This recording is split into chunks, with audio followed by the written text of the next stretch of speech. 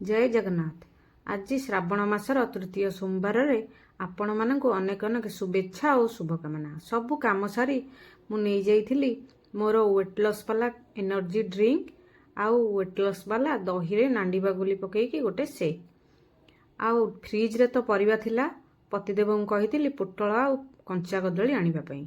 आज सोमवार डालमा बनईथिली तो मु नहीं जाइली मुग आउ फालसला भिजई देइथिली आउ हरड़ डाली भी भिजई देइथिली।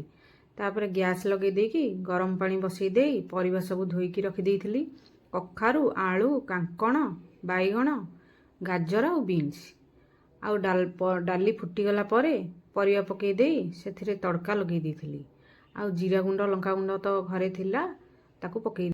सोमवार हो कि से गुरुवार जहा हेले डालमा तो निहाती दरकार। पिला माने कहिले बाबा आज बाहर खाइबे आमे आउ भात खाइबुनु। डालमा तो बनई देइथिली। सान झील को होइथिला जर आ बड़ झील को ठंडा।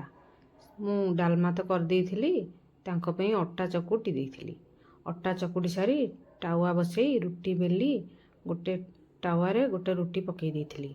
प्रथम रुटी किंबा द्वितीय रुटी मु कुकुर को कि गाय की निश्चिंत खाया को दिए।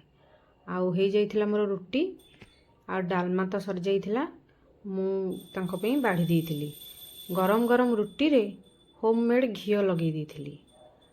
आउ ए घियो हैला घरर घियो मु निजे तैयारी करची पूरा होममेड प्योर। आपण मानको आउ केतेबेले होममेड घियोर रेसिपी शेयर करबी।